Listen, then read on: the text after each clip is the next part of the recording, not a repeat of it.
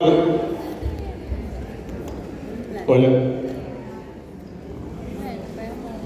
Bien. Escucha fuerte. Tenemos que ver estructura del síntoma fóbico desde la perspectiva de Freud. Ya entramos en las últimas dos unidades. Hoy tenemos estructura del síntoma fóbico con Freud. La semana que viene la elaboración lacaniana alrededor de la fobia.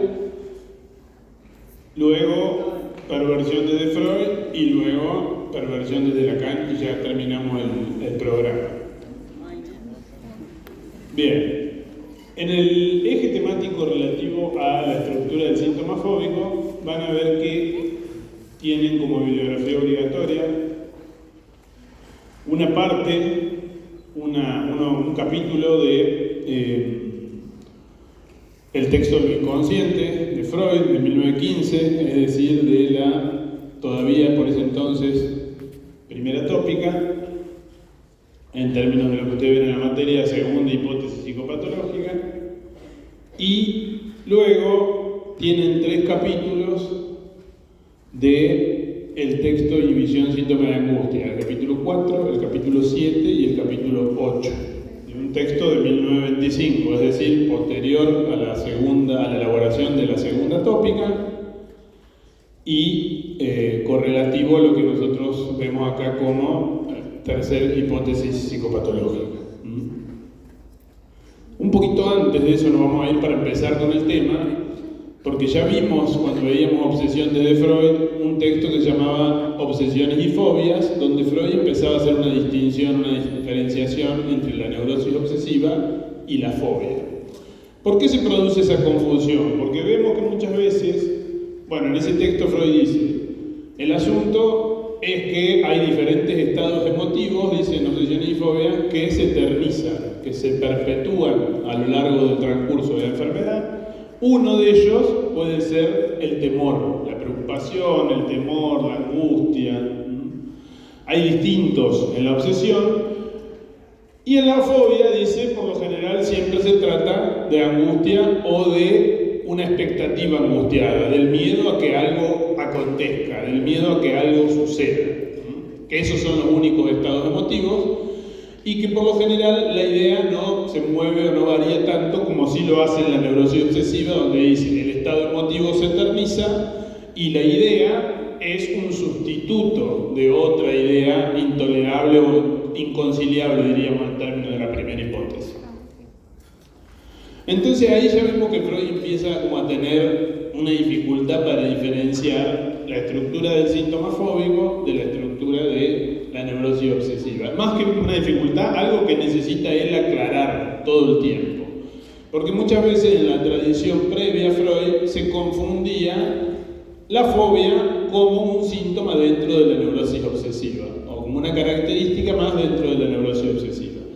Freud arranca desde el comienzo queriendo darle su lugar a la fobia, a la angustia, en su nosografía, en su esfuerzo de establecer un poco cuáles son las categorías que aborda, las categorías clínicas con las que se encuentra o que aborda el psicoanálisis.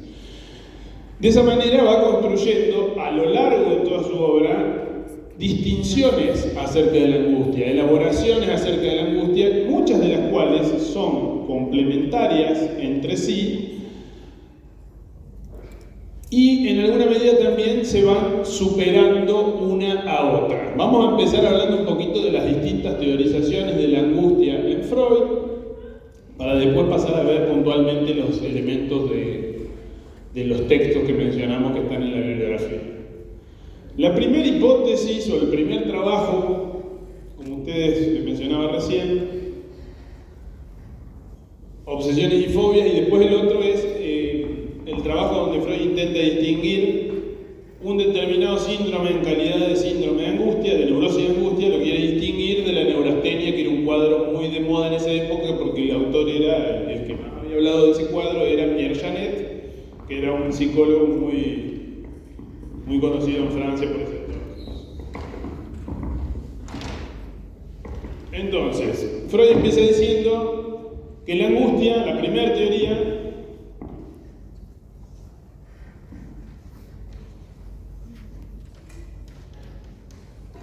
La angustia es efecto de una transmutación, dice, una transmutación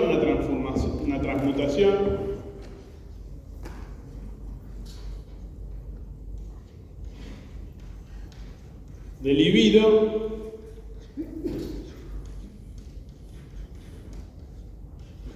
insatisfecha. Es decir, lo que él veía era que sus pacientes no encontraban una forma adecuada de satisfacer su libido y que esa libido insatisfecha se iba acumulando en el aparato psíquico sin encontrar una descarga. Y empezaba a producirse como una transformación natural, automática, de esa libido en angustia. Por eso él utiliza la metáfora o la analogía del vino y el vinagre, digamos, ¿no? Algo que se empieza de alguna manera a fermentar, a podrir y se transforma o se vivencia como tal en el cuerpo como angustia, no como libido insatisfecha. La libido insatisfecha se acumula, no encuentra una descarga adecuada, va encontrando sustitutos de las que serían la descarga adecuada. La descarga adecuada para Freud era la relación, el coito, la relación sexual, la satisfacción sexual con un partener. Al no encontrar esa descarga adecuada, se vivencia en el soma, en el cuerpo, en el organismo, como angustia. Esa es la primera teoría, la teoría de la transmutación.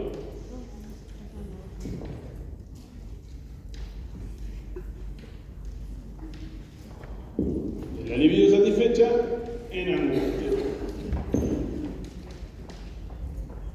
Esa teoría es la que le sirve a Freud, sobre todo para establecer su etiología, o lo que él considera que es la etiología de qué grupo de neurosis. Esto ya lo vieron, por eso lo pregunto. Neurosis simples o actuales, de las cuales la neurosis de angustia es la más freudiana de todas. La neurosis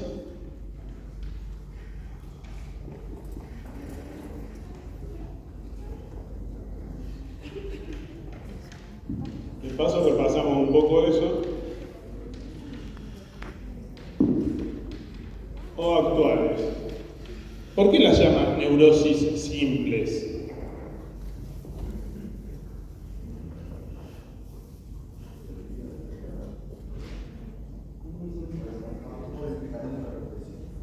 Ahí va un poquito más, ¿no? Porque no tiene la complejidad del mecanismo de la represión, ¿no? Porque no actúa como tal la represión.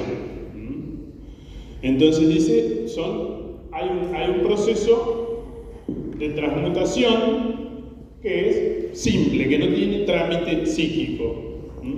Luego también en la segunda hipótesis las denomina actuales. ¿Por qué las denomina actuales?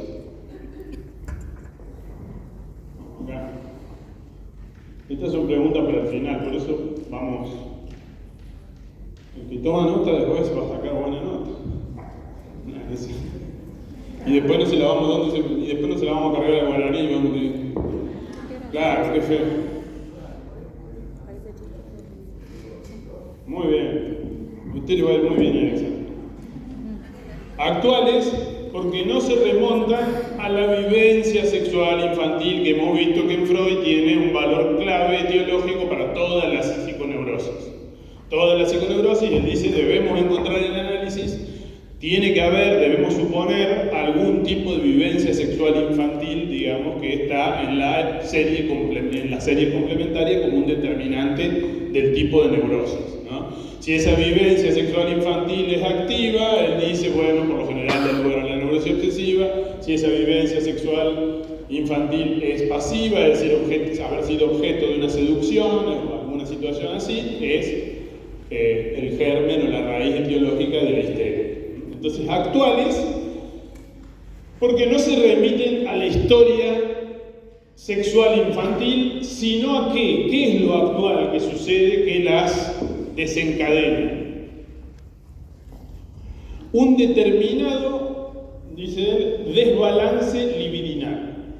Es decir, el psiquismo se ha acostumbrado a una forma de encontrar la satisfacción. Adecuada o inadecuada, no importa, pero una forma hay de encontrar la satisfacción. De repente, en la relación con el mundo exterior del individuo, se produce algún tipo de límite, de desbalance, de cambio en su organización de vida, que hace que esa forma, que para él es la habitual de encontrar la satisfacción de la libido o algún sustituto de la satisfacción de la libido, se interrumpe. Y eso produce un desbalance de libido, por lo cual la libido se empieza a tornar insatisfecha, no se satisface, se empieza a acumular y se descarga automáticamente, en algún momento determinado del desarrollo, se descarga automáticamente en un ataque de angustia. Una situación en la cual el yo se encuentra desvalido, como si estuviese ante un peligro externo, pero con la diferencia que el peligro o el ataque proviene de sí mismo, de su interior. No sabe qué le pasa consigo mismo. La posición del yo es exactamente la misma, en términos descriptivos si queremos, que la del humano que está desvalido ante un peligro externo. No sé, el otro día venía alguien de mis afectos bajando por la Chacabuca en colectivo y empezó a haber gente tirada por todos lados. No le agarró un ataque de angustia, no sé por qué, digamos, a mí me hubiera agarrado un ataque de angustia. Yo vengo bajando por la Chacabuca, así que paso siempre, ahora cuando me vaya voy a pasar por la Chacabuca y de repente voy a ver una señal tirada, un auto destruido, otro auto destruido, ¿no? Entonces, angustiarse ante eso es normal en el yo. ¿Se entiende? Es natural, es saludable angustiarse. Si uno sale acá de la facultad y se encuentra, digamos, toda gente desmayada y se angustia, algo pasó, ¿qué está sucediendo? ¿Nos envenenaron? ¿Nos tiraron una bomba? ¿Qué sé yo? Bueno, esas son situaciones de peligro externo. Frente a ellas, el yo se angustia, ¿por qué? Porque se siente desvalido, porque siente la proximidad de su muerte, de su finitud, digamos, porque no sabe cómo hacer para sobrevivir a lo que viene, ni siquiera a veces se sabe cuál es ese peligro, que es lo más complicado, ¿no? Que es lo más propio de nuestra época. Cuando decimos peligro podemos decir, bueno, hoy el peligro podemos localizarlo en donde, que te roben, por ejemplo, ¿no? Ese sería un peligro, y angustiarte por la posibilidad de que te roben, y sería natural, normal del yo, digamos.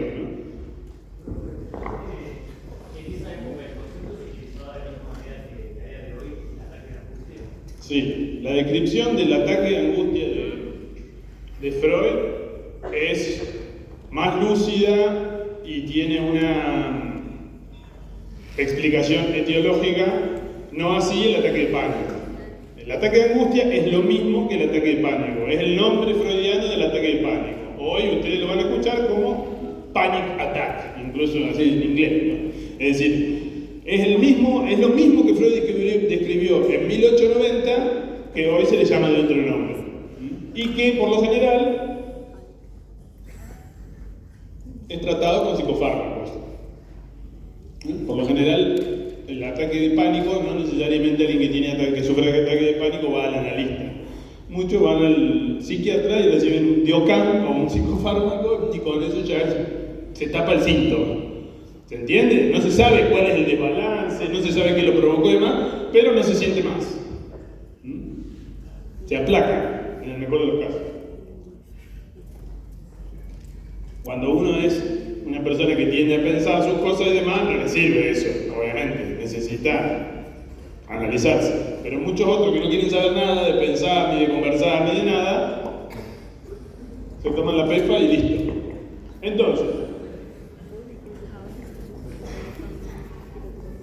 para la neurosis y angustia, estábamos acá, neurosis actuales. Sin historia vamos a ponerlo como para hablar de esto, que no implica un lazo asociativo, que no hay, y Freud lo dice, no necesitamos poner a asociar al paciente sobre eso. Hay un desbalance de la libido en ese momento. Hay una forma de satisfacción que se interrumpe.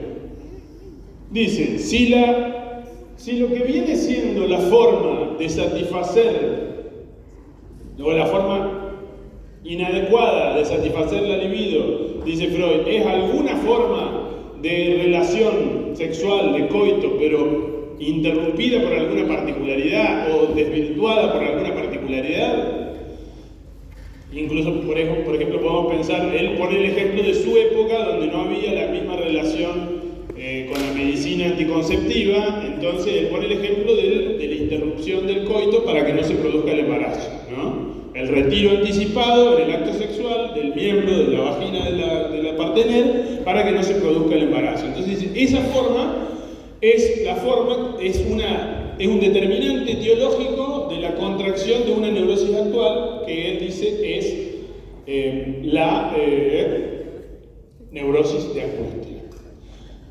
Él pone ese ejemplo, que es un ejemplo característico de su época. Nosotros podemos pensar cualquier forma de relación sexual donde no se produzca, si se quiere, donde no se reproduzcan las etapas de las que se habla, que son las naturales en una relación sexual. Cualquier particularidad puede generar o ir generando alguna forma de insatisfacción que haga que esa libido se acumule y en algún momento, ante un desbalance libidinal, se desarrolle el ataque. Si la acción inadecuada, dice Freud, es el uso de las prácticas onanistas de manera exagerada, es decir, la masturbación, la autoestimulación de manera exagerada, lo que van a encontrar ustedes, dice Freud, es, por lo general, una neurastenia. Una neurosis asténica. ¿Qué significa? Una neurosis donde lo central es la fatiga, el cansancio. Se puede confundir incluso con una depresión neurótica. Es decir, que es lo más parecido que hay. Jaquecas, dolor de cabeza, cuestiones estomacales, esto medio difuso, digamos. No queda claro si es una neurosis hasta que se hacen todos los estudios y se ve que el paciente no tiene nada orgánico y entonces eso puede obedecer a algún tipo de desbalance libidinal o a un exceso, digamos, de alguna de las prácticas, digamos, si se quiere, evacuativas o de alivio de tensiones, pero inadecuadas. Sí.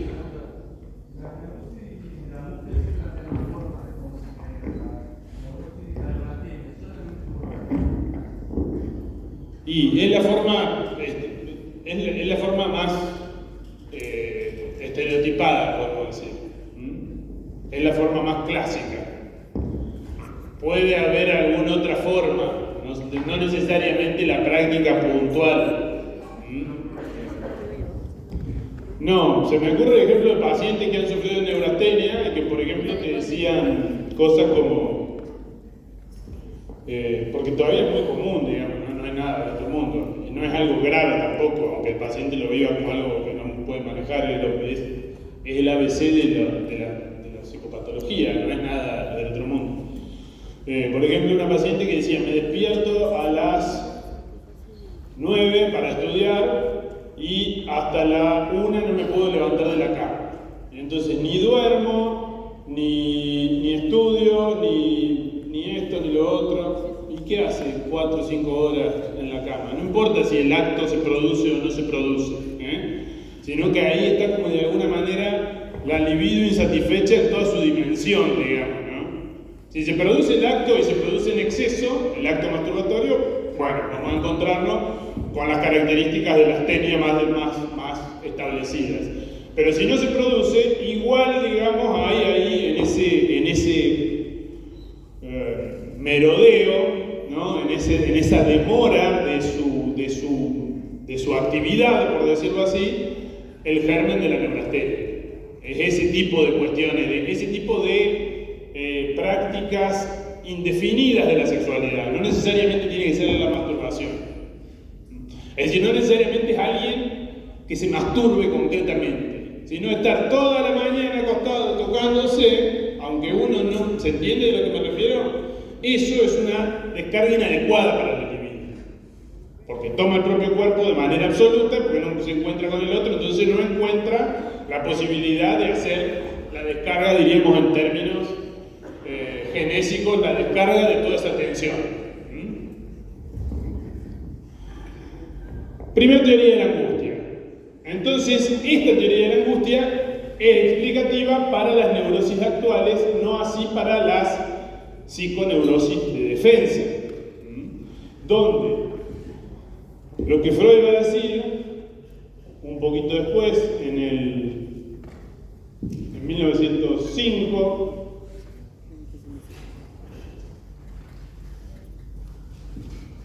con el caso Hans,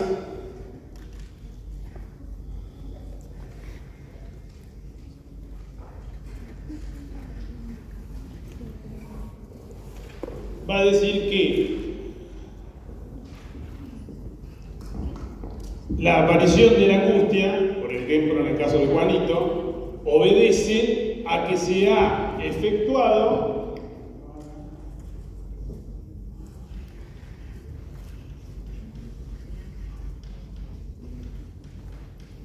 algún tipo de mecanismo represivo sobre algún tipo de representación relativa, por lo general, al complejo de Edipo. Es decir, lo que Freud encuentra ahí es que la angustia es efecto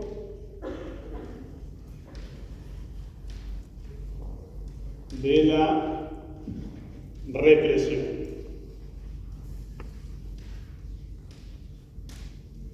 Es decir,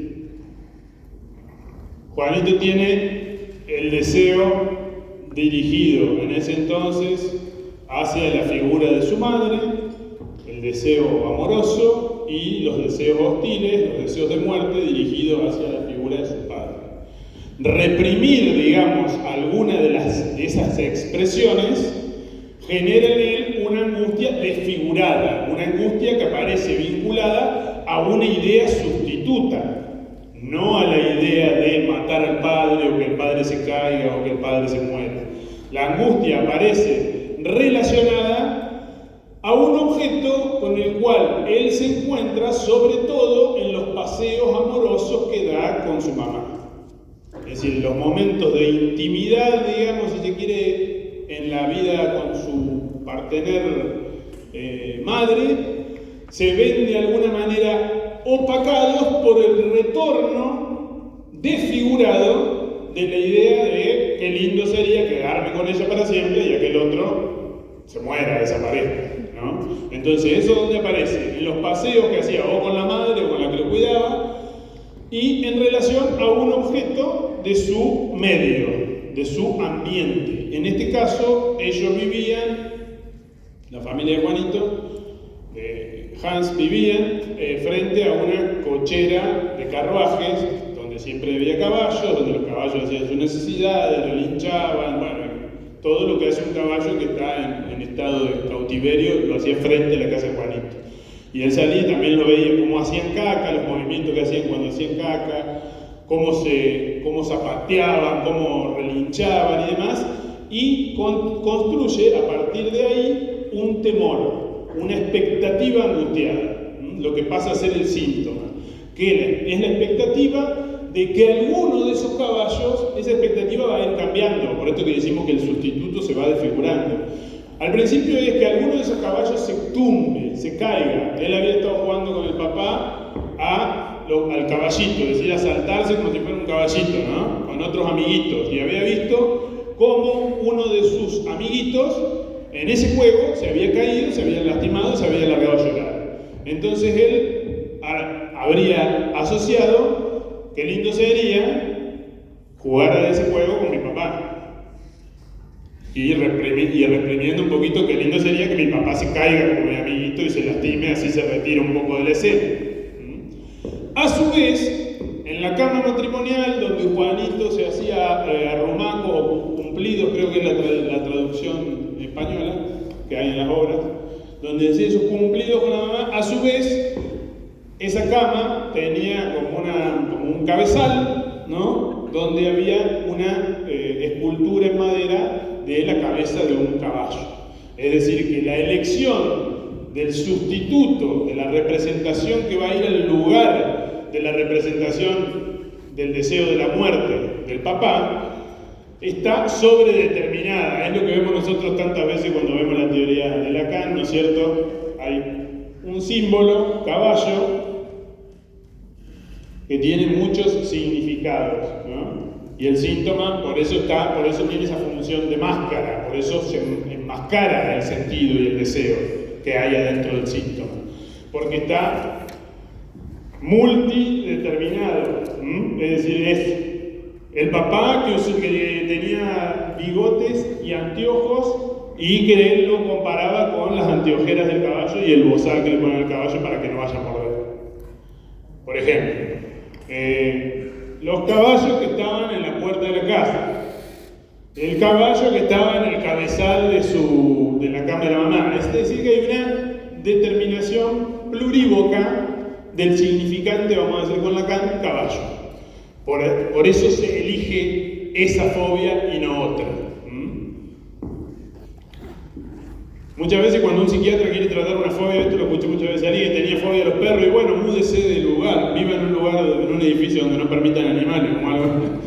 Pero automáticamente alguien hace alguna estrategia de ese y el síntoma va a seguir, porque de lo que se tiene que curar no es del miedo al perro, sino del deseo que hizo lugar, digamos, a que desfiguradamente aparezca esa fobia. ¿Se entiende? Es decir, que no se trata de decirle, bueno, le tienen miedo a los perros, cuando venga un perro cruce. ¿No? Esa cosa así cognitiva sonsa no funciona cuando de lo que se trata de una neurosis. Entonces, volviendo acá, sería todavía la primera hipótesis psicopatológica, porque Freud todavía no está hablando de los movimientos de la libido y demás, sino que está hablando de lo que nosotros veíamos cuando veíamos la representación inconciliable y todo ese asunto, donde veíamos que el síntoma de la fobia partía un contenido ideativo, un contenido afectivo, una carga afectiva. Acá se produce un divorcio y acá se produce un desplazamiento, pero con la particularidad de que ese desplazamiento no va a parar solamente a una representación, sino a una representación que se ha construido a partir del entorno, del territorio, una representación que se ha extraído del mundo exterior.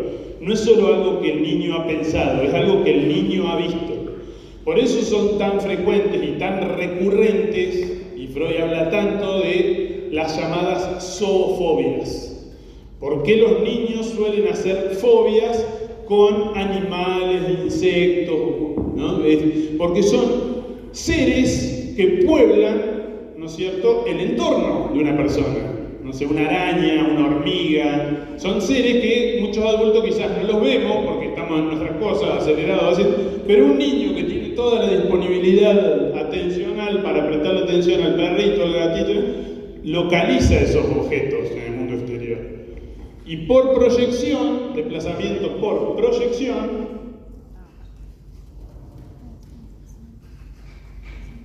en un objeto del mundo exterior, circundante a la realidad del niño. En este caso, Juanito, el caballo.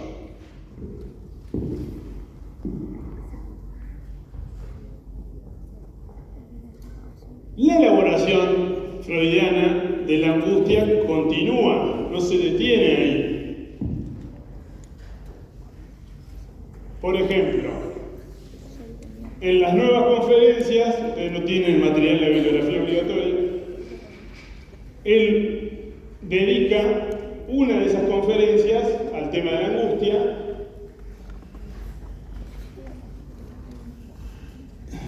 En un ratito, y ahí lo que va a diferenciar son otros. Hasta ahora vimos la angustia por transmutación de la libido, vimos la angustia como efecto de la represión, que esto se corresponde con la primera tópica freudiana, con la primera hipótesis psicopatológica también. Y después él empieza a distinguir, por ejemplo, en esa conferencia,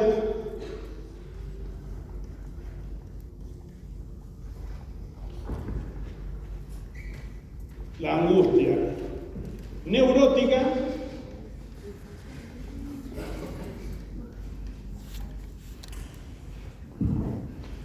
de la angustia normal, por decirlo así. La distinción medio que ya la hice recién es bastante simple, pero es bueno recordarla porque pone nuevamente en escena el asunto del que se trata, ¿no? Que la representación del mundo exterior en la fobia es meramente, o el objeto del mundo exterior al que se le teme, es meramente un objeto desfigurado, es un sustituto de, no es el asunto, digamos, ¿no? Sino es lo que vino a ocupar el lugar del asunto de ese sujeto. Él va a decir, la angustia normal, como decíamos recién, es ante un peligro. Siempre la angustia es un afecto que surge ante una situación de peligro. Eso es lo que dice Freud allí. Entonces, la angustia normal es una reacción afectiva a una situación de peligro real, externo.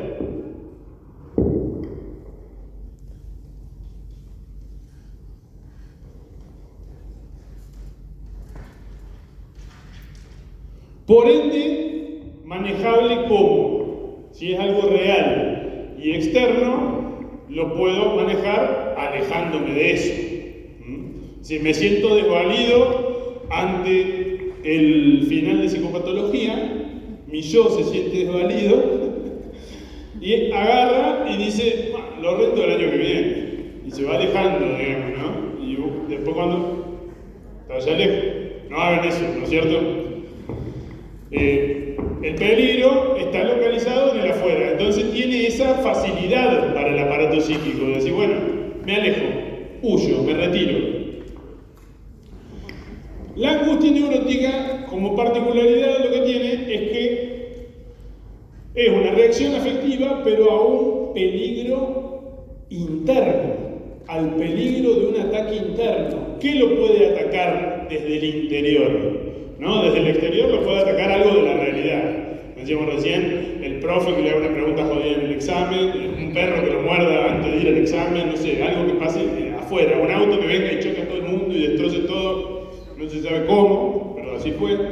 Bueno, son peligros reales, de los que uno puede huir o no. El peligro de la angustia neurótica es un peligro, no es real, no está en la realidad, entonces un peligro de representación, es una representación, es hasta una fantasía, y es interior o interno.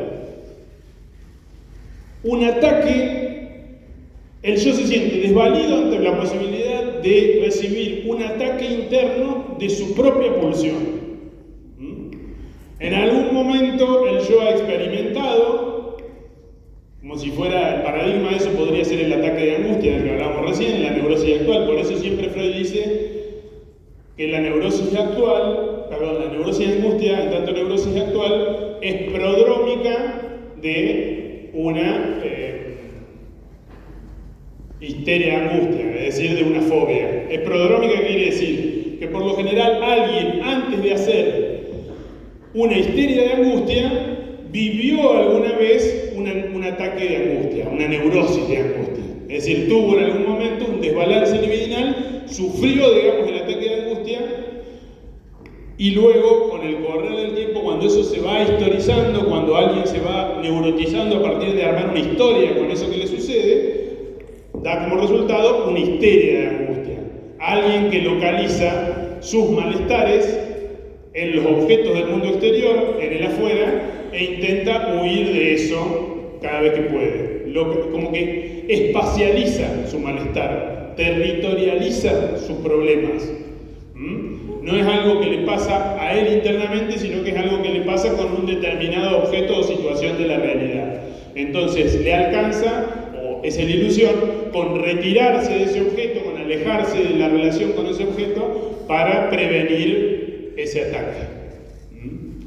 El modelo vendría de la neurosis de angustia, de alguna experiencia con la neurosis de angustia, y luego da lugar a una histeria de angustia, donde lo que se trata, ¿por qué le dice histeria de angustia? Que es justo lo que hablábamos recién con el caso Juanito, ¿no? De Freud. En 1905 él dice, en la primera hipótesis él había hablado de que la neuropsicosis de defensa dependía el tipo de neuropsicosis de defensa que se hiciese de acuerdo a cómo operaba la defensa, a la forma de la defensa. Y él dice, bueno, esta teoría sirve para explicar la histeria de conversión, algunas representaciones obsesivas, algunas fobias, no todas. No todas, él es muy claro en eso, dice, esto sirve para explicar 5 cosas. Dentro de esas 5 cosas, ciertas parcialidades, no todas esas cosas. Y ahí él le llamaba fobia. Luego, en el caso de Juanito, él empieza a establecer relaciones entre lo que son sus teorizaciones acerca de la histeria y la neurosis obsesiva, la función del sustituto o del síntoma como un sustituto de la representación que ha sido desalojada, reprimida. Y ahí es donde empieza a decir, bueno, esa función del sustituto, ese lugar que tiene el síntoma fóbico como siendo un sustituto de otra cuestión, lo acerca a la histeria. Por eso dice, es una histeria de angustia, porque es una histeria donde todo el asunto tiene que ver con la expectativa angustiada de que algo temido suceda, que lo muerda un caballo, o que el caballo se caiga, y todas las derivaciones que va teniendo.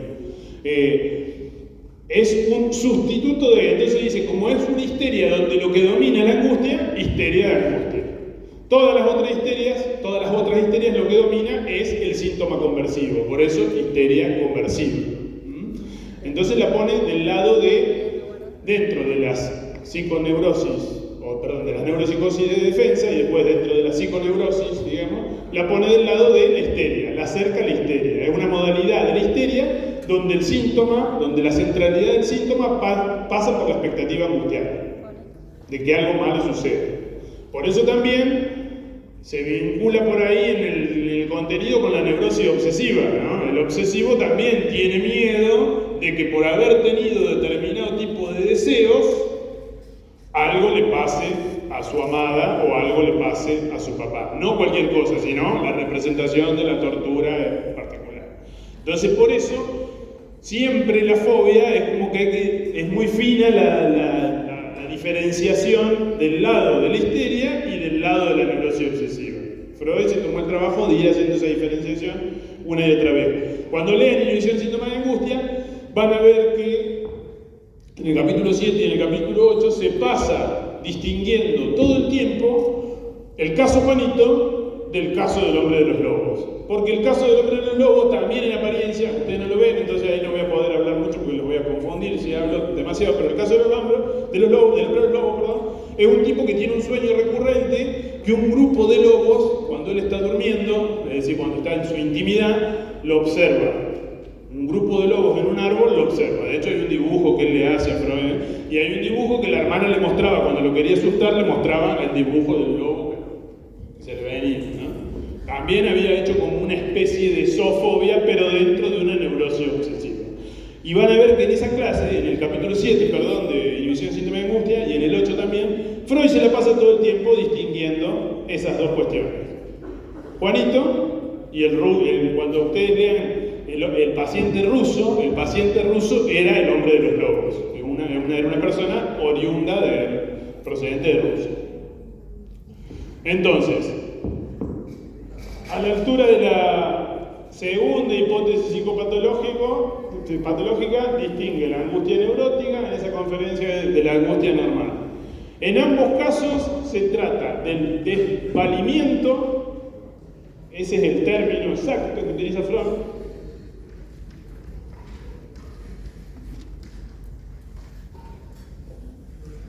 el desvalimiento frente a un peligro. Si ese peligro es real y externo, esa angustia es normal.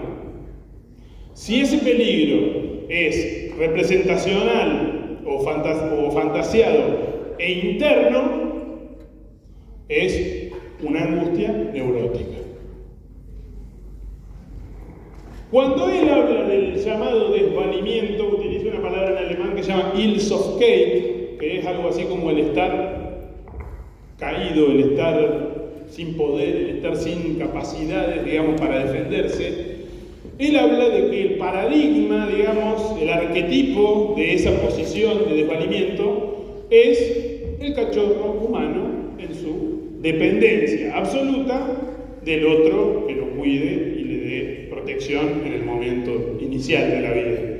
Como todos sabemos, el ser humano es social por necesidad, digamos, es decir, si no hay alguien que lo contenga, que lo sostenga, digamos, no puede solo subsistir en los primeros momentos de la vida. Entonces Freud empieza a establecer la distinción entre lo que él llama, vamos a hacer acá nuevamente, otra característica de la distinción de la angustia, que es la distinción entre la angustia automática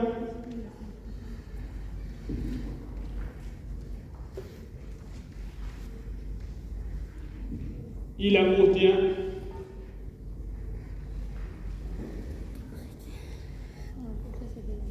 señal.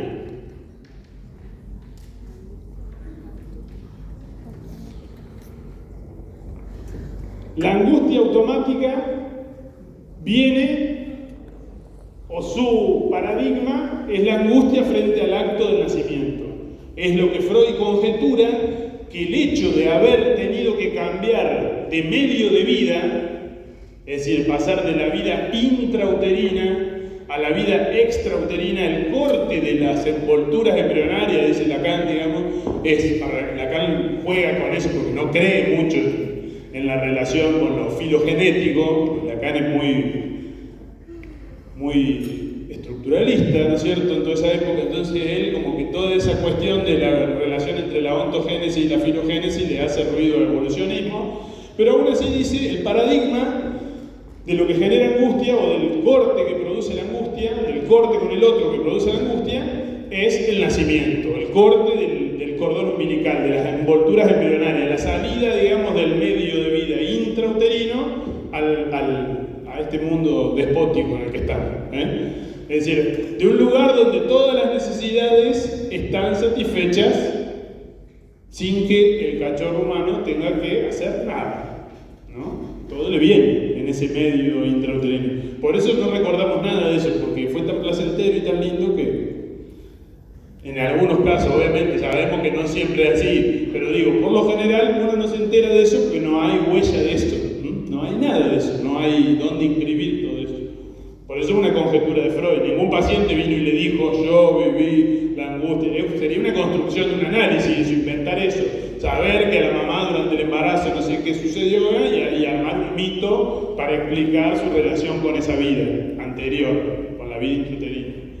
Entonces, la angustia automática es el paradigma de la angustia del nacimiento, es un volumen de angustia que se descarga de manera automática, que tiene que ver con un desbalance muy rotundo, digamos, de la forma de vida, de una forma de vida a otra forma de vida. En tanto que la angustia señal, porque dice, la angustia automática por lo general viene directamente del ello, es decir, viene directamente de las pulsiones. El yo lo que hace frente a eso es vivenciarla. Se vivencia en el yo, pero procede del ello. En tanto que la angustia señal es un montante, dice, a diferencia de la automática, que es una descarga salvaje y de un cuantum indominable, la angustia señal es la descarga de un montante manejable, operacionable de angustia. Es decir, un poquito de angustia. Es decir, por ejemplo, de un montante manejable, operacionable de angustia, algo con lo cual se puede operativizar una determinada conducta. Es necesario para operativizar una determinada conducta. ¿Qué conducta? Bueno, por ejemplo, la de la huida, la del retiro, la del alejamiento. Por ejemplo, vamos a ir con las zoofobias. Alguien que le tiene fobia a los gatos, vamos a decir así, porque vamos a cambiar de animal porque si no me aburre, ingresa en un baldío donde viven gatos y siente el olor al pis de gato, que es muy particular, y desarrolla un poquito de angustia, un montante de angustia que lo hace salir del baldío y seguir su camino para otro lado. ¿Por qué? Porque ahí está el objeto temido. Hay un signo, es como el humo del fuego, ¿no? La bosta del caballo sería como Juanito. Vos tenés fobia al caballo y de repente, ¿dónde está? Es decir, ahí el yo mismo, el yo, dice Freud en Inhibición del Síntoma de Angustia, es el genuino almacigo de la angustia. ¿Qué quiere decir eso? La angustia como tal, la libido como tal, no viene del ello, en términos de la segunda tópica, pero se almacena, ¿no? A nivel, se registra a nivel yoico, entonces se almacenan experiencias relativas a esos encuentros que generan angustia. Entonces el yo dispone, en tanto genuino almacigo de la angustia, de montantes de angustia para liberar y advertirse a sí mismo de que por ahí no tiene que ir, de que tiene que cambiar el camino para no encontrarse con el objeto semilla. Entonces, la angustia señal instrumentada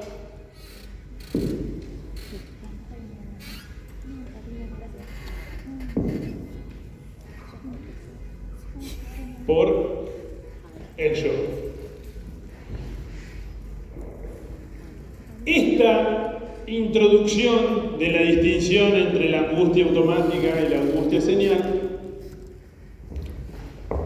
lo ayuda a Freud al cambio rotundo que va a hacer en la segunda tópica, donde él va a invertir, a dar vuelta a su propia teoría en relación a la correspondencia entre angustia y represión.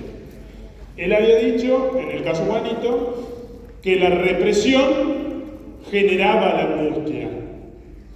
Ahora lo que él dice a partir de introducir el concepto de angustia señal, de una angustia operacionable por el yo, instrumentada por el yo, él va a construir la hipótesis de que no se trata ya de que la represión genera angustia, sino que la angustia señal como tal genera o indica que debe producirse algún tipo de represión. Es decir, la angustia no es más, en esa teorización, efecto de la represión, sino es lo que causa la represión. Es lo que el yo utiliza para enviarse la señal a sí mismo de que tiene que hacer algún tipo de ajuste, de adecuación en su conducta, en su rutina, en su relación con el mundo exterior, porque estamos hablando de la fobia, para no encontrarse con un montante, con una carga inmanejable de angustia.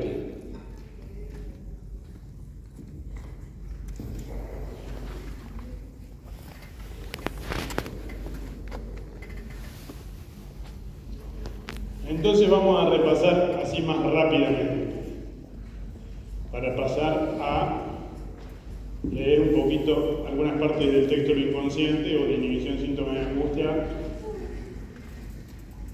el material obligatorio. Entonces decíamos, 1.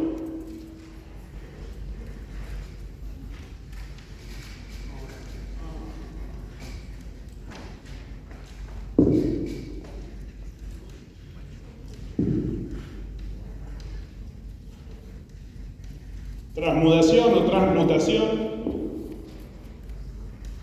de la libido insatisfecha.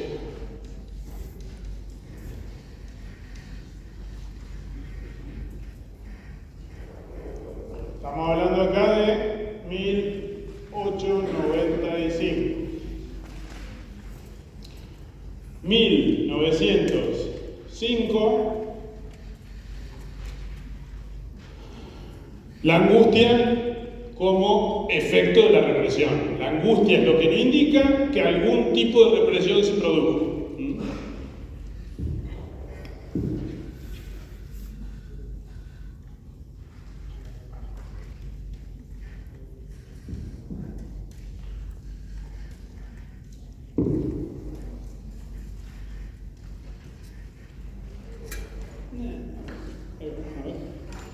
No, eso puede ser, ¿no? Hasta por Boca, pero bueno. Y por Macri tampoco. Pero bueno, vamos a implementar el amarillo. Con verde queda lindo porque me hace acordar de Brasil. Está bueno.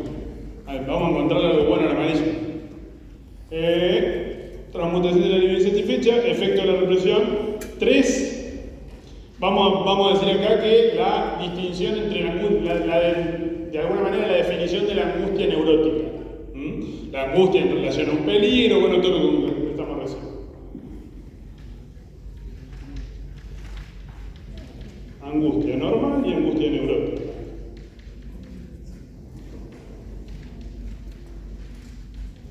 Y la relación al desvalimiento del yo.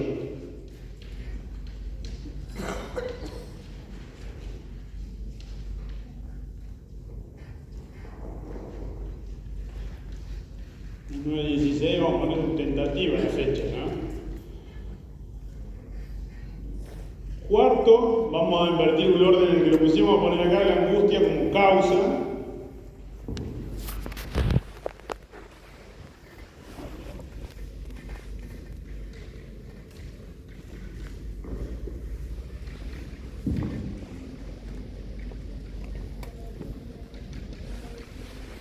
Y por último, la angustia señal y la automática. Esas son las 5. Para mí, ¿no es cierto? Uno puede encontrar algunos matices y algunas cositas más si lee la obra de Freud, las obras de Freud en su completud. Pero ahí tenemos 5 elaboraciones muy profundas y muy interesantes del concepto de angustia a lo largo de la obra de Freud. Acá pusimos 1916, acá vamos a poner 1920 y acá 1925. Es decir que vamos de 1895 a 1925, son 30 años de elaboración freudiana, como para entretenerse en la lectura.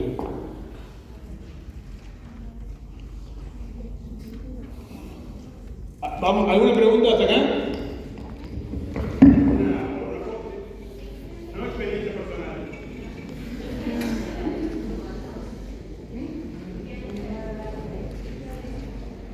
Y 16. A partir de 1920, era el kilo de 20. Básicamente todo el efecto de 1920, Freud empieza a hacer trabajar el concepto de la angustia como efecto, como causante de la relación. La angustia que está causando la relación. Lo que pasa es que hay algunos pasajes donde la angustia señala nuevamente hablando antes de esta época, acá la formaliza, acá la instrumentaliza y acá la formaliza teóricamente. Esto por ejemplo en el 5, en el caso del 1912 se publica por ejemplo en el 5. Acá nosotros tenemos primera hipótesis patológica, es siguiente. Acá tenemos la segunda hipótesis y acá la tercera. En términos de la tópica, todo esto es primera tópica, ¿no? Consciente, y esto ya es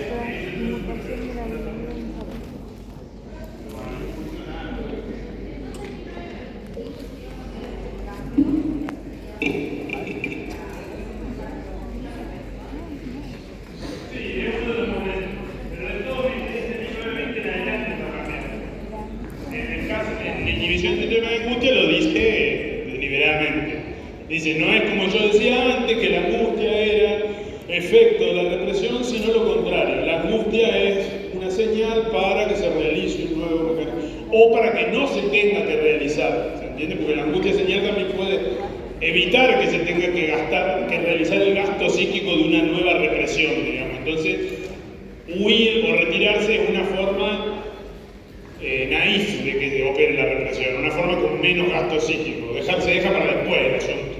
Mientras se pueda evitar el encuentro, no hay que hacer la represión. Bueno, pasemos a las llamadas 3 fases del mecanismo de la fobia. Entonces vamos a borrar todo este compendio y vamos a ir directamente al texto Lo inconsciente 1915. Segunda hipótesis psicopatológica. Para estudiar para el final es muy importante que se ordenen en la obra de Freud. Que se ordenen, digamos, en entender que los textos de Freud se leen de acuerdo a la época en la que se produjeron, a la época en la que... Porque al ser 25 tomos, digamos, la obra completa de Freud, donde cada uno tiene más o menos como 400 páginas, algunos más, otros menos, bueno, es mucho material. Entonces hay que localizar qué dijo Freud sobre tal cuestión, en qué momento, en qué artículo, en qué texto.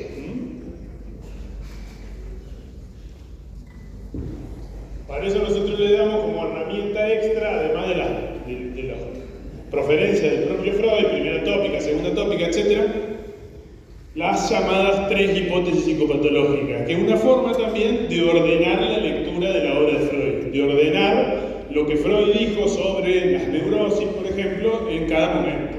¿Qué dijo sobre la histeria en la primera hipótesis? ¿Qué dijo sobre la histeria en la segunda? ¿Qué dijo sobre la histeria en la tercera? Vámonos a 1915.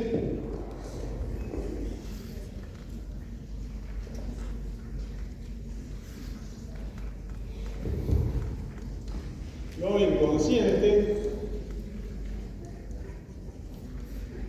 Texto fundamental de la llamada metapsicología freudiana. ¿Saben qué es la metapsicología freudiana? Como la metafísica es el más allá del mundo físico, ¿no? Cuando hablamos de espíritus, de trascendencias espirituales, reencarnaciones, todo ese tipo de cosas, hablamos de la metafísica, ¿no? Algo que va más allá del mundo físico. Bueno, la metapsicología es algo que va más allá de la psicología en sentido práctico, cómo funciona nuestra psicología o cómo percibimos las cosas. Es la construcción que Freud hace, la construcción teórica que hace de cómo funciona esa psicología. Es decir, lo que hay más allá de lo que se ve. Por eso él construye conceptos. Inconsciente, preconsciente, consciente, en la primera etapa. Después habla de instancias psíquicas, ello, yo, super yo, mundo exterior, que también es una instancia. Es decir, que eso es la metapsicología. Una construcción como un metalenguaje que explica cómo funciona la psicología del paciente. Algo así como un metalenguaje que explica cómo funciona el lenguaje. Vamos a 1915. A ver si lo traje.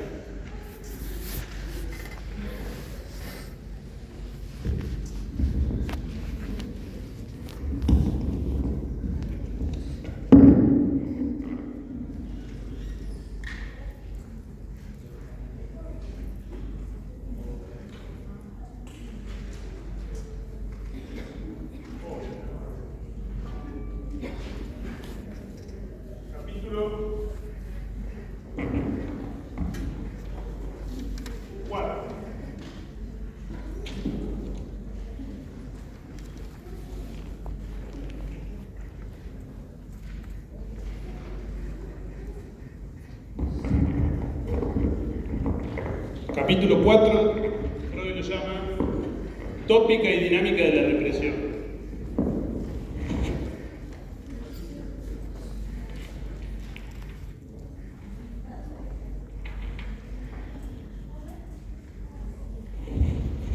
Él dice que el mecanismo del síntoma y la forma, la dinámica en la que trabaja la represión en la histeria de angustia, pone como ejemplo el caso Juanito, se puede establecer que hay como una especie de fases en juego, y él ubica 3 fases y las va a detallar ahí, ¿no? Estamos en la página 179. Paso de...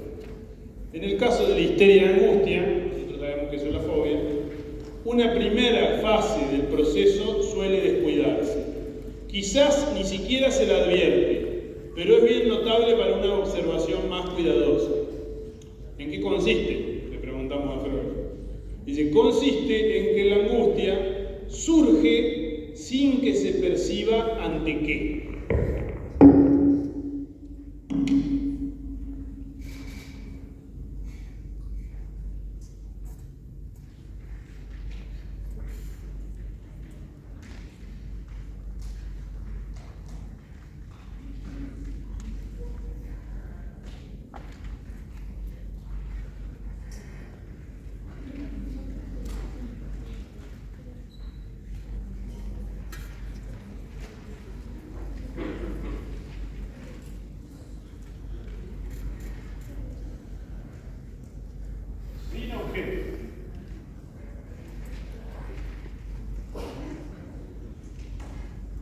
No se sabe qué genera angustia en esa primera fase de la historia de angustia.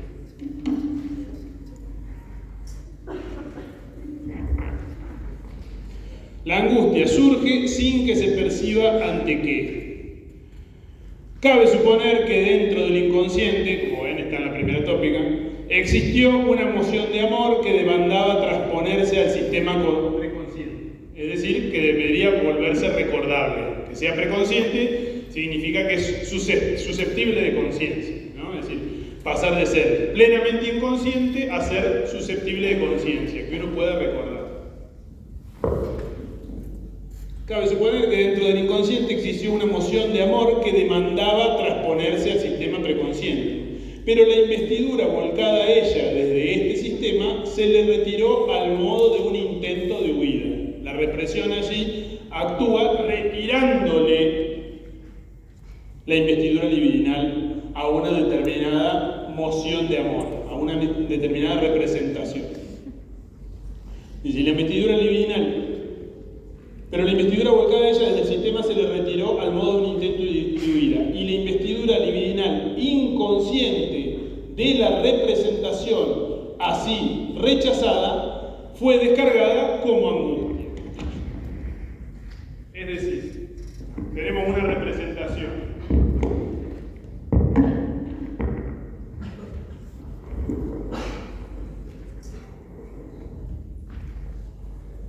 dice emoción de amor, ¿no? Una representación relativa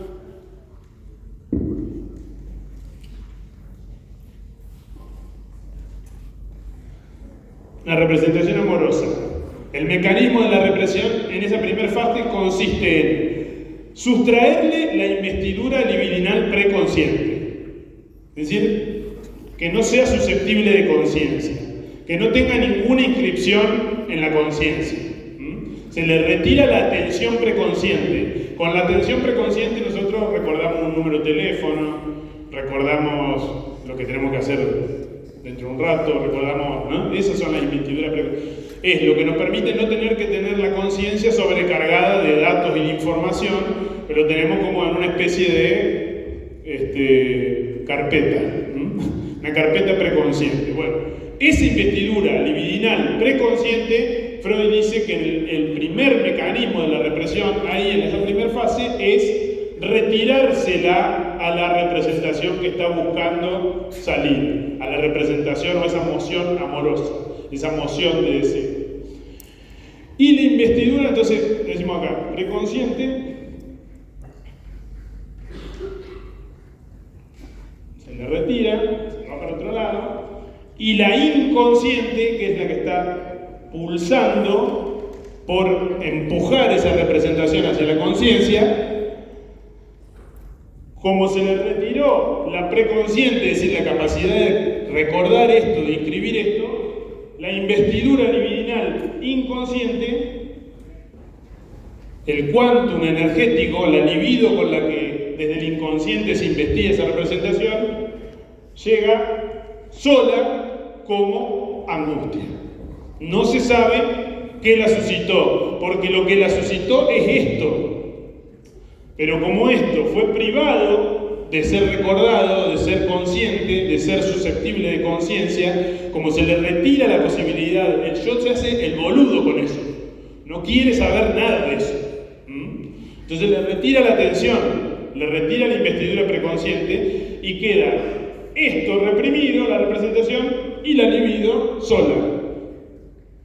emerge y se vivencia como angustia, como una angustia sin objeto. No se sabe qué la motivó, no se sabe qué la generó, pero se siente la angustia, que se manifiesta más que nada con dificultades respiratorias, por ejemplo, ¿no? O agitaciones o situaciones así, digamos, que son del orden de lo somático, pero que no hay una razón somática, porque la razón es psíquica y es la represión de esa emoción. Vamos a seguir a ver qué dice don Freud.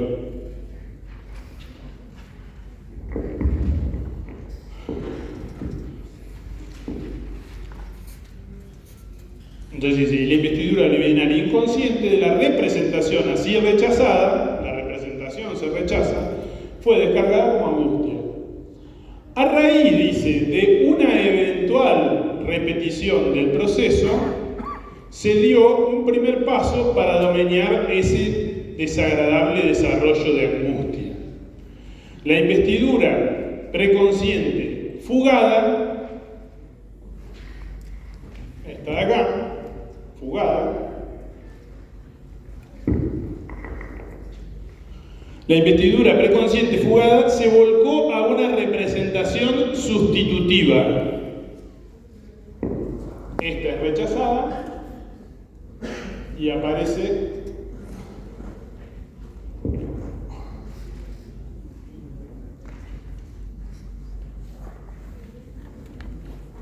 una representación sustitutiva.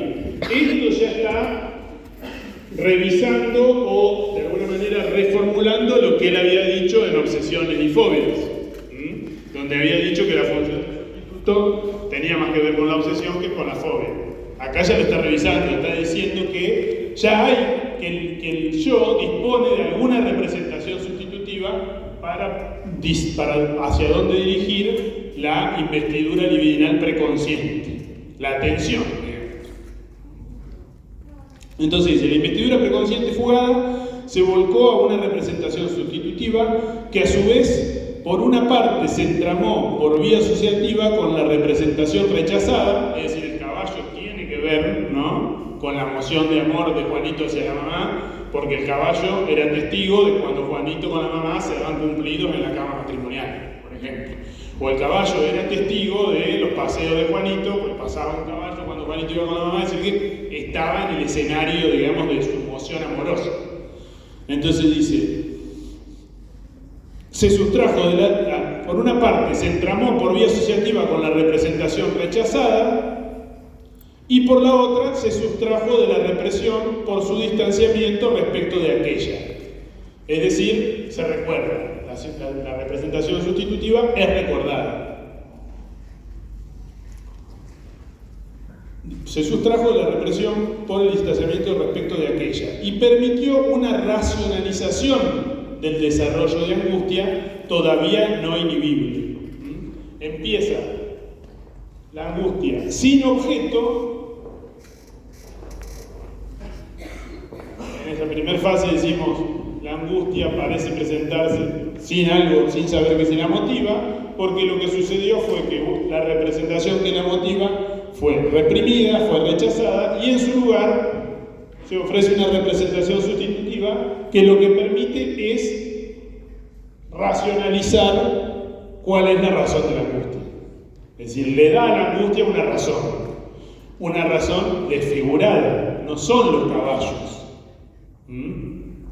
Es decir, lo que generó la neurosis de Juanito no es vivir enfrente de los caballos, sino la relación edípica, los vínculos, el entramado edípico de sus vínculos amorosos, la posibilidad de la ejecución del incesto, por decirlo así, ¿no?, en su fantasía. Esa representación sustitutiva, el sustituto síntoma, es lo que le permite al yo racionalizar el desarrollo de la angustia, justificar el desarrollo de la angustia.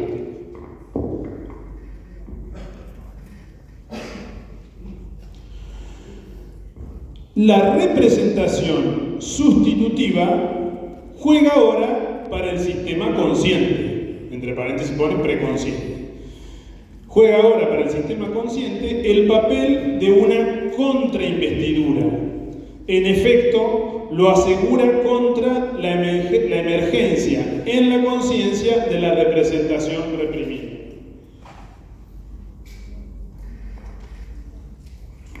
Es decir,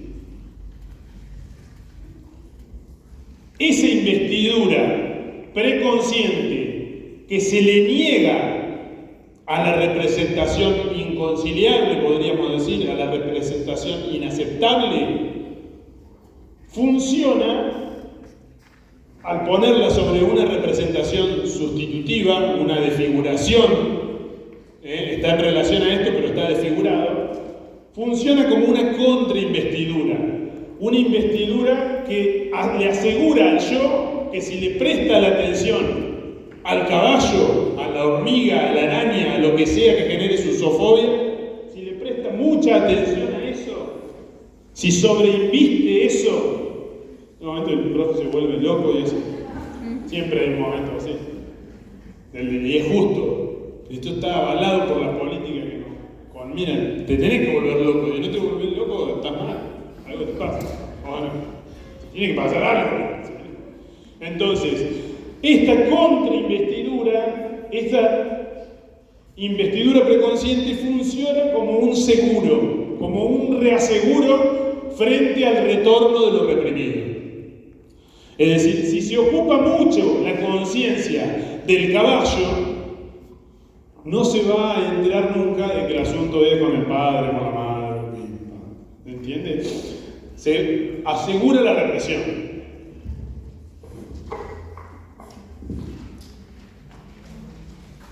Vamos a seguir. Entonces dice, la representación sustitutiva juega ahora para el sistema consciente, preconsciente, el papel de una contrainvestidura. En efecto, lo asegura contra la emergencia en la conciencia de la representación reprimida.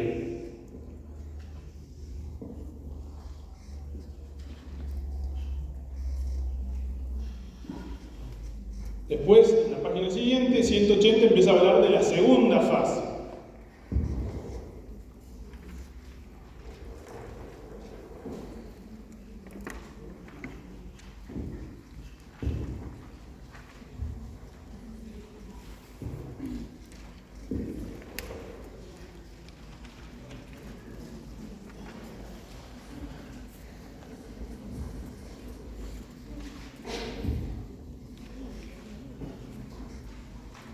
Segunda fase.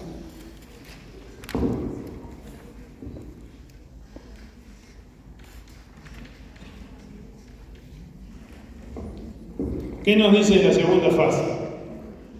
No se preocupen que son tres, ¿no?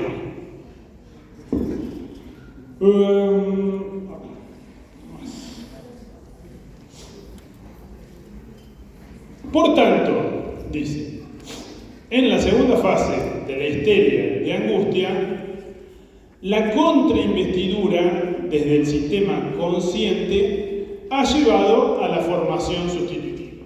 Es decir, que la segunda fase arranca y termina con la siguiente. El mismo mecanismo encuentra pronto un nuevo empleo. Como sabemos, el proceso de la represión no está todavía concluido. Tiene un cometido ulterior: inhibir el desarrollo de angustia que parte del sustituto.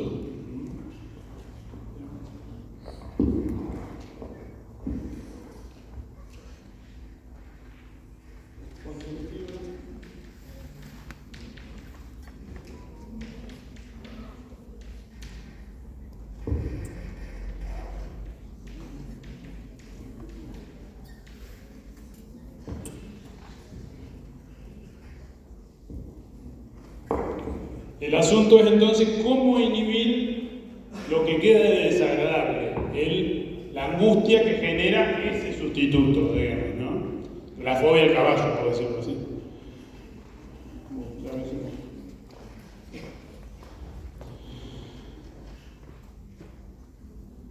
Esto acontece del siguiente modo. Todo el entorno asociado de la representación sustitutiva es investido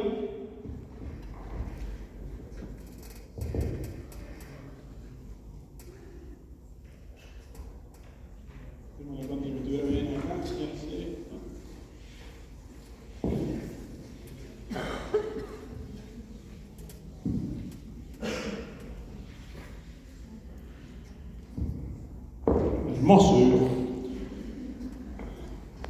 diría mi abuelo. Como se ve, todo el entorno asociado de la representación sustitutiva es investido con una intensidad particular, de suerte que pueda exhibir una elevada sensibilidad a la excitación. Es decir, lo que decíamos recién, ¿no es cierto? Si la fobia se construye en relación al caballo, uno escucha y ya hay una excitación de la defensa. ¿Se entiende? Hay una excitabilidad frente a eso. Uno huele la bosta del caballo, bosta no es una palabra, uno huele la bosta del caballo y también, eso está, como dice Freud, investido con una sensibilidad particular. Es parte de lo que le concierne al yo con una sensibilidad particular.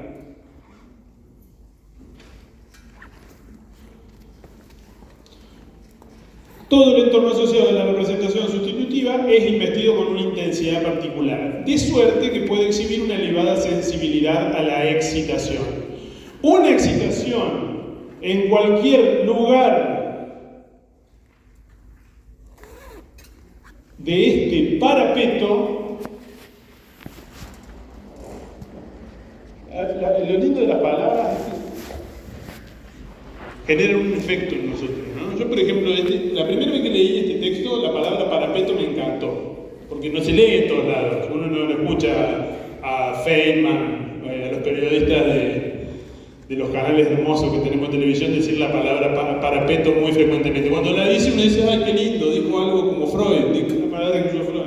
El parapeto es este artilugio, esta especie de defensa en relación al sustituto. Aquellas cositas que tienen vínculo asociativo con el sustituto síntoma, aunque no sean el sustituto síntoma, pero tiene un vínculo asociativo. Entonces, si me acerco a algunos de esos elementos, que constituyen el parapeto del sustituto síntoma, automáticamente recibo la señal. Todavía él no habla de angustia señal, pero ¿qué recibo la señal? De que estoy cerca de aquello que me genera la angustia, de aquello que me genera percibir ese resto desagradable de angustia, que sería, como dijimos al principio, la investidura libidinal inconsciente de esa representación de amor que fue rechazada, pero quedó el afecto flotante, solo, sin objeto.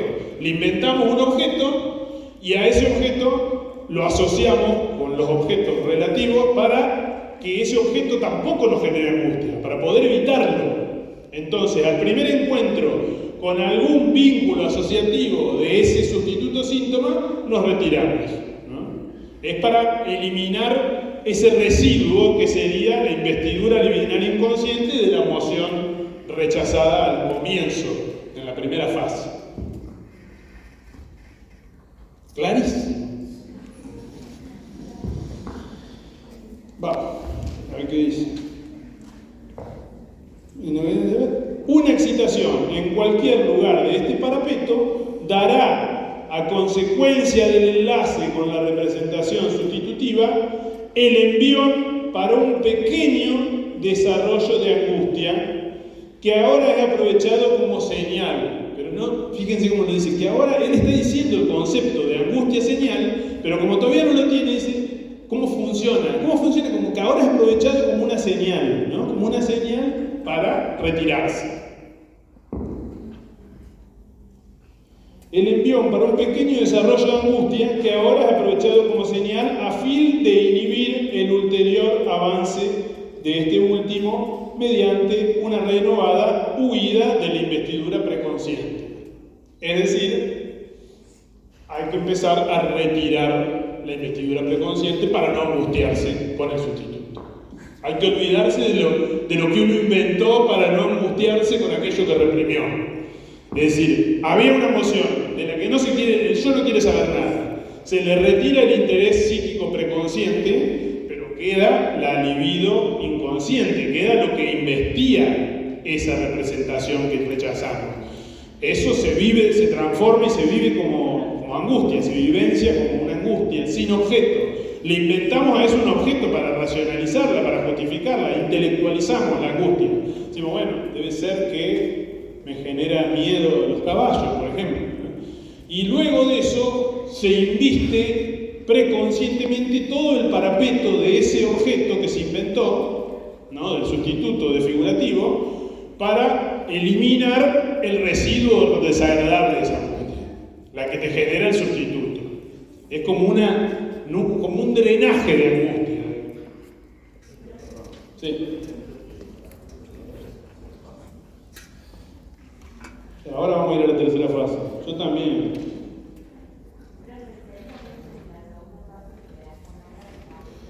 En realidad sería la primera fase, vamos a decirlo como es, en cómo lo transmitimos, porque en el texto vieron que siempre lo de la fase de Freud es confuso con la fase, porque él hace, como cuando pasa de una fase a la otra, es bastante dialéctico en eso. Vuelve a dar como una vuelta y así, ¿no? Por eso arrancó la segunda fase con cómo había terminado la otra. La primera fase es la angustia sin objeto. La segunda fase es la contrainvestidura. Y la tercera fase es la construcción del parapeto. Eso lo vamos a decir entre las tres fases. Ahí tenemos las tres fases así descriptivamente. Lo que él está acá explicando es cómo funciona todo el mecanismo de síntoma. Cuando se inviste preconscientemente el parapeto, es decir, los vínculos asociativos con la representación sustituta, de alguna manera se territorializa la fobia, se espacializa la fobia. Es decir, en los lugares donde están esos mojones, esos parapetos, esos objetos investidos preconscientes, el yo tiene que tener cuidado, tiene que retirarse, porque emite un pequeño montante de angustia que dice él funciona como señal de que ahí se encuentra desvalido, de que ahí todavía puede encontrarse en peligro. Entonces, se aleja así del sustituto síntoma y de sus vínculos asociativos. Reasegura la represión, mantiene la represión firme. Es lo contrario de analizarse. Lo que hace el fóbico es para no analizarse.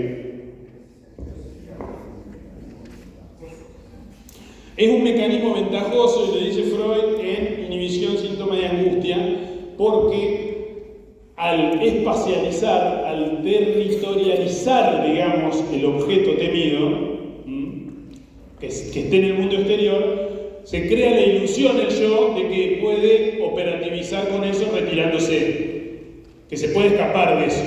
El obsesivo, el problema del obsesivo, y ahí en inhibición, síntoma y angustia, cuando compara obsesión y fobia, Freud dice, el fóbico tiene una ventaja con el obsesivo porque puede escaparse de aquello que lo angustia. El obsesivo no, porque ¿qué es lo que lo angustia? Su pensamiento, las representaciones. No hizo ese movimiento, no hizo ese trabajo que hizo el fóbico. Entonces no puede escaparse de su mente. ¿Cuál es uno de los síntomas típicos de la obsesión? Los pensamientos intrusivos. No quiero pensar en tal cosa y se me presenta. Yo no la quiero pensar, pero eso me invade. Ese pensamiento me invade. Tengo que pagar la deuda. Si no pago la deuda, me van a echar del departamento. El hombre de la rata tenía que pagar la deuda, porque si no pagaba la deuda iban a torturar a sus seres queridos de una manera extrañísima, muy extravagante.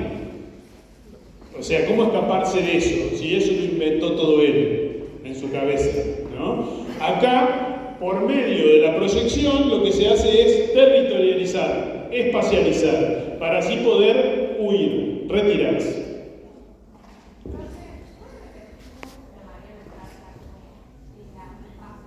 La fase. Primera fase, la angustia se presenta como sin objeto. Segunda fase, la libido preconsciente funciona como una contrainvestidura, es decir, refuerza la investidura del sustituto sustituto síntoma. Pero ese sustituto síntoma lo preocupa, lo concierne, lo angustia todavía. Todavía hay un residuo de angustia. Entonces, inviste preconscientemente también los vínculos asociativos de ese objeto. Como decíamos, el olor relativo a ese animal, determinados rasgos, características de ese animal, o el sonido, o lo que fuera, en el caso de una zoofobia. Y así se asegura de que distanciándose físicamente de eso, geográficamente de eso, evita el retorno de lo reprimido. Está cada vez más lejos. Si hiciéramos todo el mapa de vuelta, estaría cada vez más lejos de la representación reprimida o de la emoción de amor que motiva, digamos, todo el mecanismo del síntoma. Son 3 fases que garantizan la efectividad de la represión. Si sabemos de la represión, es porque la represión fracasa. ¿No es cierto? Es lo que dice Freud siempre. Nosotros conocemos la represión porque la represión fracasa. Las represiones exitosas no las conocemos, porque fueron exitosas y olvidamos lo que las motivó. Las que fracasan son las más importantes para nosotros, son las que tienen mayor importancia en nuestra vida, por eso retornan, por eso vuelven. Son los temas que como sujeto nos conciernen. En el caso de un histérico, vamos a decir que lo que nos concierne es el asunto de la feminidad. Cómo ser un sujeto femenino, cómo vincularse con lo femenino, cómo vincularse con un goce más allá del goce fálico, cómo vincularse con un goce que no sea todo fálico, que no sea todo objetalizable, por decir así. Bueno, eso sería el histeria. En la fobia hay una pregunta similar, porque es una histeria de angustia. La pregunta no es muy distinta a la pregunta del histérico, digamos, ¿no? Que tiene que ver con los lazos, con los vínculos amorosos del complejo de Edipo, como bien lo señala Juanito. Cuando veamos la semana que viene Lacan, vamos a ver que Lacan lo que dice, en términos muy esquemáticos, es que la fobia es un llamado a la función interdictora del nombre del padre.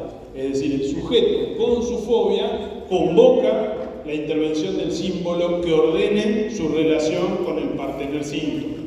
En este caso, digamos, la interpretación que hace Lacan de Juanito es que Juanito, con su fobia, llama al padre a que ponga un límite, a que la ley funcione entre él y su mamá. Que de alguna manera el padre se interponga en ese vínculo, digamos, que erótico en el que va a hacerse Rumaco. Esa es la interpretación de Lacan. Después la semana que viene la vamos a ver un poquito más en su complejidad. En inhibición, síntoma y angustia, lo primero que nos dice Freud en el capítulo 4, y así con esto ya terminamos, y yo me quedo tranquilo que di todo lo que tenía que dar, si no después puedo dormir.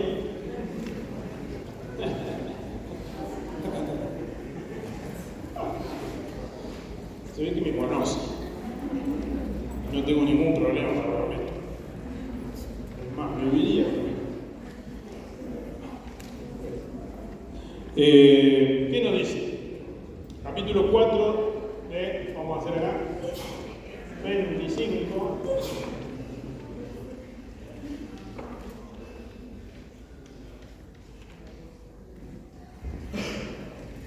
Lo primero que nos tenemos que preguntar, dice Freud, cuando estamos frente a una fobia, tenemos que reconocer 3 cosas. La emoción reprimida, lo que vimos al principio en el texto anterior, el sustituto síntoma, lo que vimos en la segunda fase, y después agrega el motivo de la represión, es decir, lo que generó la represión. En el caso Juanito nos dice Freud en Inhibición, Síntoma y Angustia, donde él está revisando todos sus casos, porque Inhibición, Síntoma y Angustia es un texto fundamental, porque él ahí como que de alguna manera complementa todas sus elaboraciones.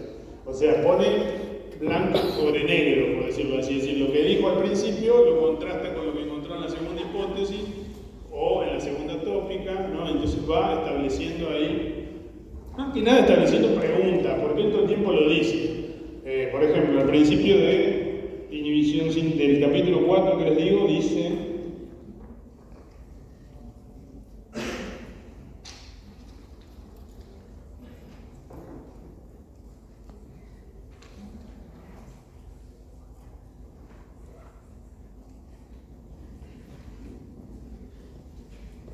Miren lo que dice al comienzo, dice: ya la primera mirada nos permite discernir que las constelaciones de un caso real de neurosis son mucho más complejas de lo que imaginábamos mientras trabajábamos con abstracciones. Además de que escribe re bien el tipo, lo que nos está diciendo es que cuando hablamos del caso, todo esto se te quema la mano. O sea, esto es necesario saberlo, es fundamental saberlo, es basal, es la base de un pensamiento, el pensamiento clínico psicoanalítico. Pero después, cuando estás con el sujeto en cuestión, se te quema todo esto, no se presenta así. A veces sí, muy eventualmente, pero no es lo común. Entonces dice, en el caso Juanito, ¿cuál es la emoción por reprimir o la emoción reprimida? El deseo de matar al padre, la hostilidad edípica, pero también, él lo revisa después del caso Juanito y dice que también el amor al padre es objeto de esa represión, digamos, ¿no? Que el padre como vínculo ambivalente de amor y de odio es objeto de lo que él debe reprimir. ¿Cuál es el sustituto síntoma? El temor o la expectativa angustiada. Decíamos al principio que el caballo no muerda, que el caballo se caiga, que el caballo se tumbe, que el caballo se muere. ¿Y cuál es el motivo de la represión? Es lo que va a ordenar toda inhibición, síntoma y angustia. Para Freud, en inhibición, síntoma y angustia, ya Freud con una mayor elaboración de lo que es el complejo de Edipo y el complejo de castración, Freud lo que dice es que toda neurosis es una defensa contra la angustia de castración. Y la angustia de castración, como tal, es una anticipación, una presentificación anticipada de la angustia frente a lo desconocido del más allá, frente a lo desconocido de la muerte, de qué hay después de la vida, que es algo que incluso no tiene inscripción a nivel del inconsciente, porque no tiene inscripción en ningún lado. Nadie sabe, a ciencia cierta, se puede creer una cosa u otra aquella, qué hay después de la vida. Entonces es algo angustiante, carece de objeto, es esa angustia liberada. No se sabe qué hay, no se sabe qué viene, no se sabe qué va a pasar. Y eso, dice para Freud, es en sí mismo una forma de angustia de castración. Todo neurótico se defiende con su neurosis del encuentro, de la confrontación con su angustia de castración. Con el hecho de que, por más que le hayan dicho que es único, inigualable y esto y otro y aquello, sabe en su intimidad que no lo es, que es uno más. Por más que su narcisismo haya sido regado con fertilizantes, como se dice ahora que hay que hacer con la confianza de los niños, que hay que decirles muchas cosas buenas, por más que uno haga eso, igual el yo tiene sus límites, el yo tiene sus inhibiciones. En inhibición, síntoma de angustia, Freud dice, las inhibiciones del yo, muchas son normales. Por ejemplo, no poder dormir con la luz apagada no es una fobia, no es un síntoma fóbico, es una inhibición del yo, un límite del yo ante la oscuridad. La oscuridad presentifica la angustia de castración, que no haya nada, que no haya nadie.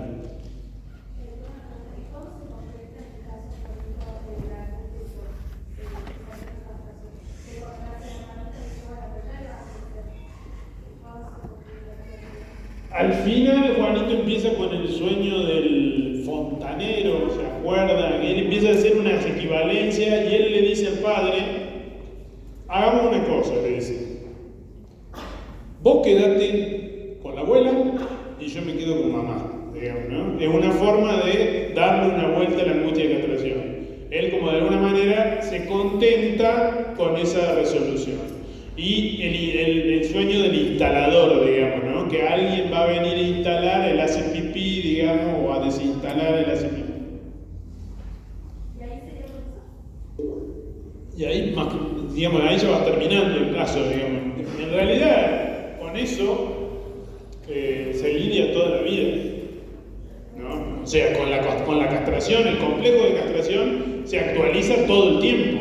Es decir, te echan de un laburo, se actualiza, te deja tu pareja, se actualiza, se te muere el perrito, se actualiza, ¿no? Encontrás el límite a tu pulsión.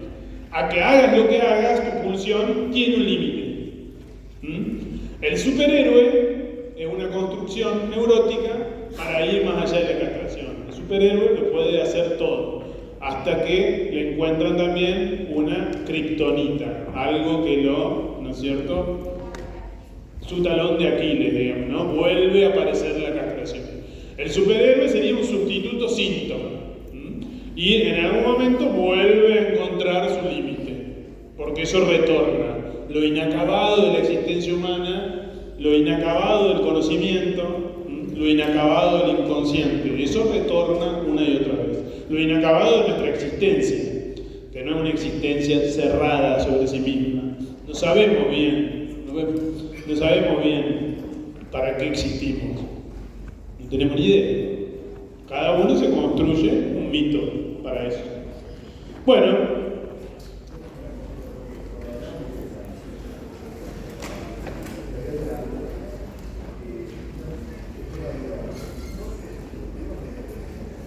son complementarias entre sí y no todas explican lo mismo. La primera, lo que explica son las neurosis actuales. La segunda, lo que explica es la psiconeurosis de defensa, la neuropsicosis de defensa. La tercera, lo que explica es la neurosis, ya en otro momento de la elaboración, que es neurosis y psicosis. Después, las otras dos son elaboraciones que explican la diferencia entre angustia neurótica y angustia normal, y angustia señal y angustia automática, que ahí lo que cambia es un montante. En la angustia neurótica y la angustia normal, lo que cambia es la procedencia del peligro, interno o externo. En la angustia, digamos, señal y automática, lo que cambia es la carga, la cantidad.